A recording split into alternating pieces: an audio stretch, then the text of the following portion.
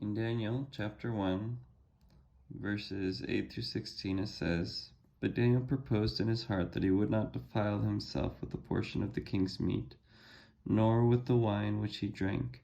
Therefore he requested of the prince of the eunuchs that he might not defile himself. Now God had brought Daniel into favor and tender love with the prince of the eunuchs. And the prince of the eunuchs said unto Daniel, I fear my lord the king, who hath appointed your meat and your drink. For why should he see your faces worse liking than the children which are of your sort? Then shall ye make me endanger my head to the king."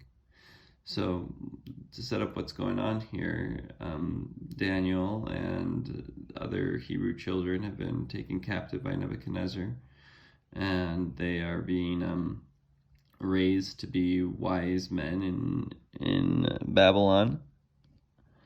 And and they don't want to break God's commandments by eating some of the king's meat. I don't know if it was pork. I don't know what was wrong with the king's meat, but something was wrong with it. But the current thinking of the day, this health science of the day, felt that it would make it so that they were less favored. Then said Daniel to Melzar, whom the prince of the eunuchs had set over Daniel, Hananiah, Mishael, and Azariah, "Prove thy servants, I beseech thee, 10 days, and let them give us pulse to eat and water to drink.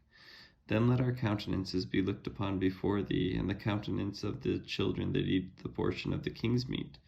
And as thou seest, deal with thy servants." And so he consented to them in this matter, and proved them 10 days. And at the end of the 10 days their countenances appeared fairer and fatter in flesh than all the children which did eat the portion of the king's meat. Thus Melzar took away the portion of their meat, and the wine that they should drink, and gave them pulse. Now, I've always really liked this. This passage is often used in the Church of Jesus Christ of Latter-day Saints as a way to teach the word of wisdom, which is our health code of not drinking alcohol or using tobacco. And it's a way to say, look, Daniel did a similar thing. He was courageous, and he stood up for his beliefs, and it worked out for him.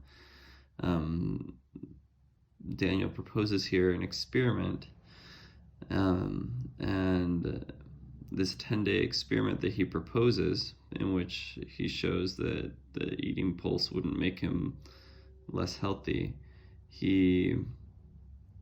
I don't think he was proposing it in a sense of as an objective experiment. He was proposing it as an act of faith.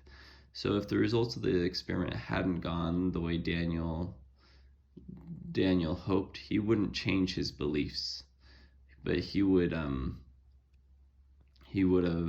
just had to find some other way to cope with the situation he was in.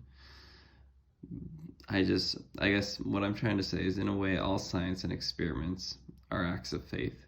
You believe in a result that you haven't seen yet, similar to this one. But the difference is that Daniel wouldn't have changed his beliefs. This experiment was more of a gambit to get approval to do what he already wanted to do.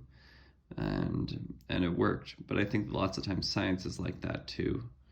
And it's an act of faith. You're believing in something that you haven't seen, and there's a little miracle here where Daniel becomes healthier. You can either view it as a miracle or scientific truth that the king's meat was less healthy, or that God blessed them, and you can interpret it either way. Also, when I read these verses, I am struck by the fact that Melzar took away the portion of the meat and wine to all the other kids, and I can't imagine that endeared Daniel to the other children. So I wonder how that impacted his social sphere.